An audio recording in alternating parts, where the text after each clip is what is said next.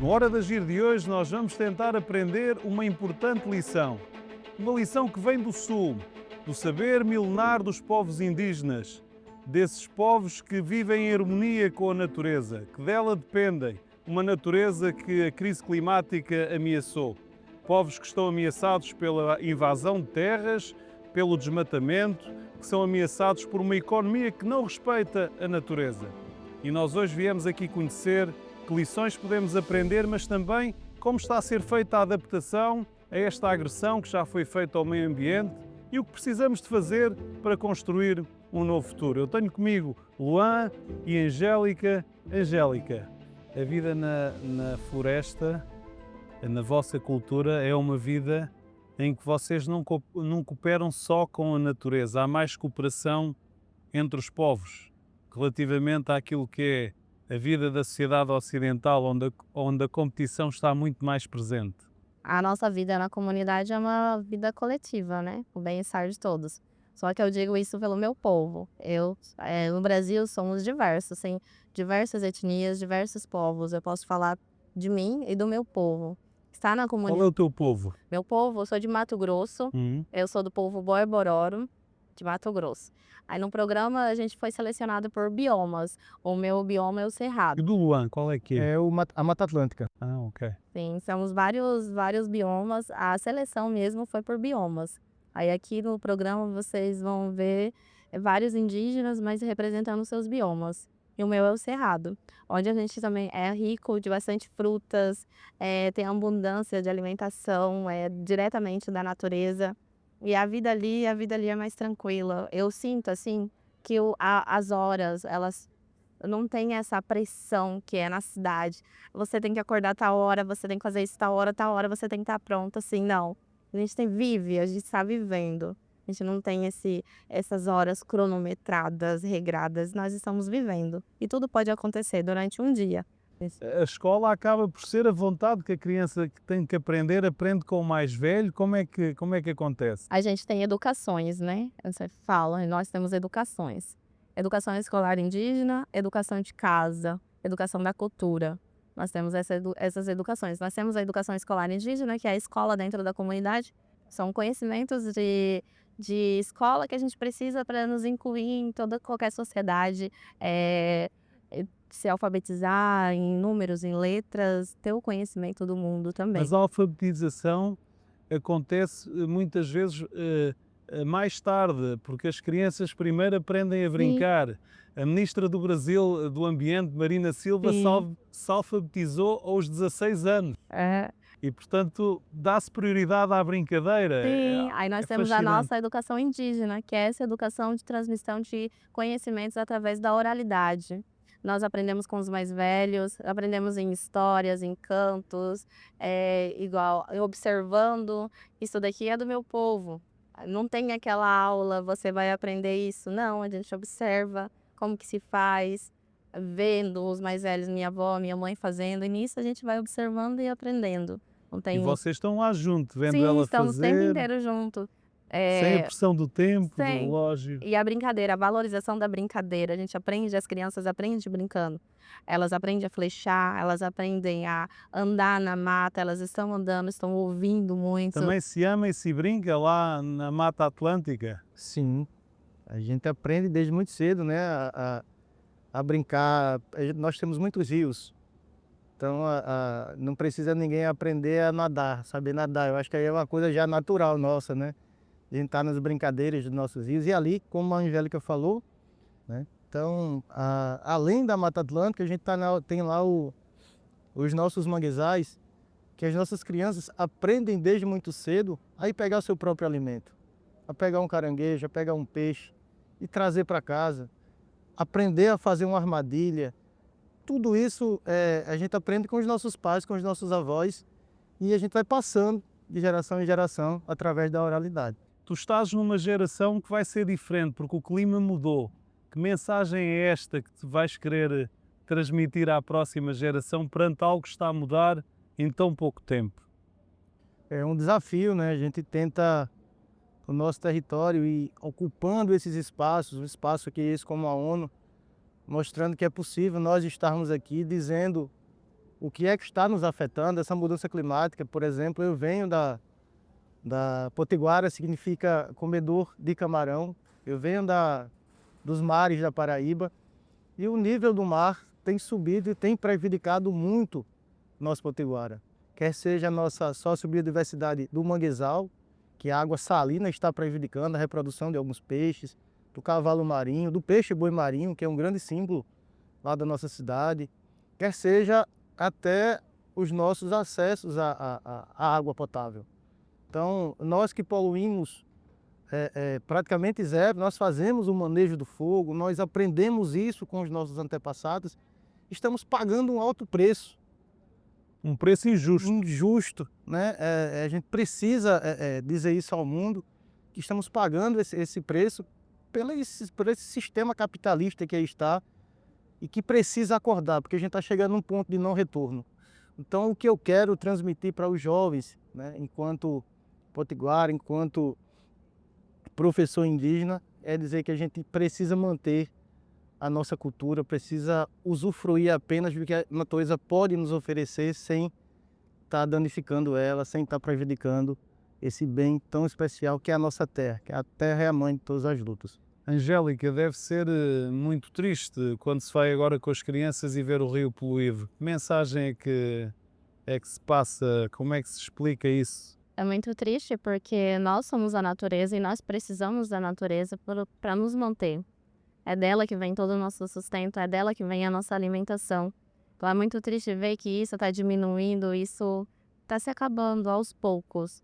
É muito triste ver isso, em saber que a minha realidade de vida, a realidade de vida dos meus avós foi diferente da minha e da minha filha também está sendo muito diferente, das minhas crianças dentro da comunidade está sendo diferente, porque principalmente o nível da água. Eu lembro que a gente brincava, pulava, se divertia no córrego como se fosse parte de nós. Hoje em dia a gente não tem como proporcionar essa mesma infância para as nossas crianças. Às vezes eu vejo que as pessoas, os não indígenas, eles pensam muito no capital, muito no dinheiro e se esquece dessa relação entre elas, porque a natureza está respondendo, ela está respondendo. Quando chove, chove muito, quando é calor excessivo, então ela está respondendo. E às vezes dá a sensação que a natureza está a dizer para retirar o humano, porque se Sim. não houver o humano, tudo prosperaria, não é? Aí existe essa questão da injustiça climática, né? Porque quem são mais afetados somos nós. Nós que somos nas comunidades. Os não indígenas são aqueles que estão nas redes periféricas, nos lugares periféricos, são os mais afetados, com enchentes, com suas casas sendo destruídas, com todas essas questões. E a natureza está falando, basta a gente ouvir, basta a gente olhar, que a gente consegue entender, sim. Luan, por exemplo, nós muitas vezes pensamos em ter água segura para beber, diz em quantidade e em qualidade. Esse serviço é prestado pela floresta, não é? Como é que se faz essa gestão do recurso hídrico, da qualidade da água, quando ela está poluída nesta nova realidade? Como é que os povos indígenas se adaptam a esta realidade que é má, mas que existe? É um problema sério, porque a gente precisa de apoio do poder público para muitas das vezes resolver essa situação. Há uma grande presença de alguns elementos químicos em alguns rios devido ao minério, e a gente denuncia, a gente vai mostrar que está errado, pedir socorro, pedir ajuda, porque é a realidade de vários povos indígenas. Nosso Brasil ele é muito diverso, muito grande, e cada povo indígena tem uma realidade. Há povos indígenas também em outros países, não é? Aqui a Amazônia não é só... Isso. Então, cada um com sua realidade. Então, se uns têm água, outros não têm, outros estão tendo água contaminada. Então, a gente, nesse momento, tenta se unir para dar esse grito de socorro e pedir ajuda para resolver essas problemáticas. E nós, nesta Hora de Agir, vamos continuar a viagem para conhecer o modo de vida destes povos indígenas. Vamos falar com Bárbara Tupiniquim e Ludimar.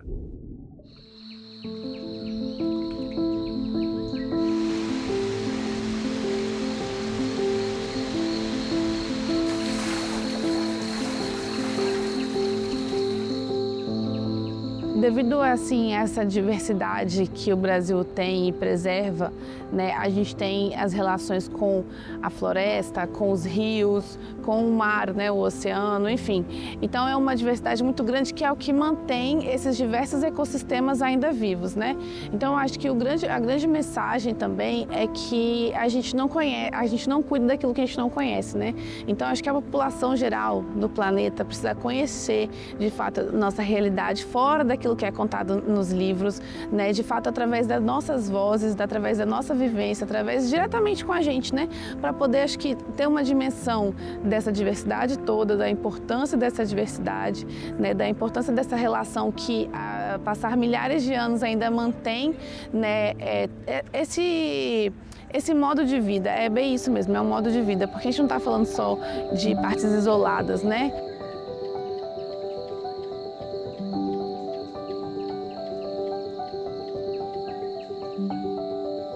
A nossa região, no Alto Solimões, dentro do Rio Içá, nós estamos em processo de estudo para a demarcação. É uma área bastante grande e não só vai atingir nós, Pavucocama, mas também Caixana e Povo Ticuna, na região do Alto Solimões. As ameaças são o garimpo ilegal dentro do Rio Puritê, na região do Içá, mas também tem o garimpo ilegal no município de São Paulo de Olivença, no rio Jandiatuba, né? Sobretudo também o processo de retirada de madeiras é ilegal também. Os madeireiros estão avançando também a nossa região e não é de hoje. Tudo isso vem transformando as águas do Rio Solimões. Hoje as águas do Rio Solimões elas são mais densas, né? Tem muito desbarrancamento por conta da retirada das árvores e também a exploração de minérios. A demarcação das nossas terras ela é importante para que possamos manter a floresta em pé.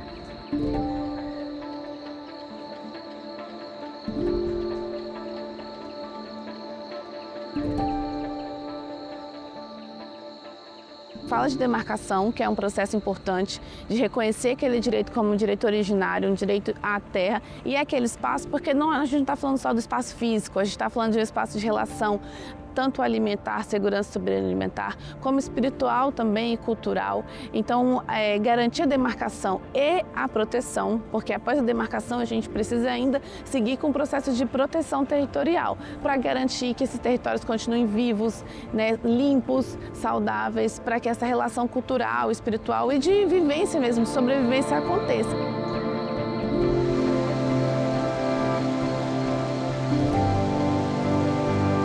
A gente, enquanto ser humano, que tem uma outra condição física, fisiológica, a gente tem um papel.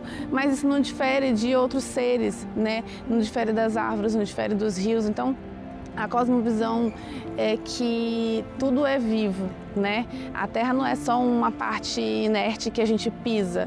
Não, ali tem vida, ali produz vida e faz toda parte de uma cadeia que gera vida. Que lições são estas que nós podemos aprender no Norte Global, onde se perdeu um pouco a relação com a natureza que vocês ainda mantêm?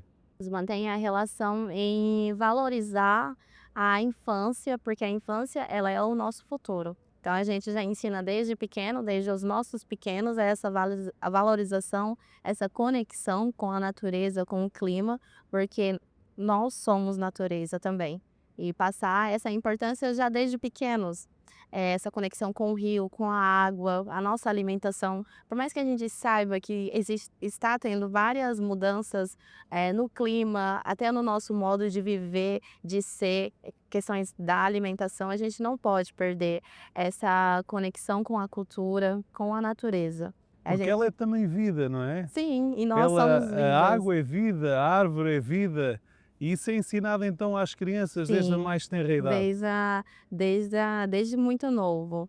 A gente valoriza muito os nossos anciões, a gente escuta muito o que eles dizem, porque a gente sempre diz que os nossos anciões é como se fosse um livro. É um livro aberto, onde a gente tem que aprender, adquirir conhecimentos com eles, ouvir. Porque depois que esse livro se fecha, é um livro que se acaba, não temos mais. Então a gente tem que aprender muito já agora, ouvindo, aprendendo, Porque depois que esse livro se for, depois que essa raiz for cortada, aí somos nós que vamos ficar.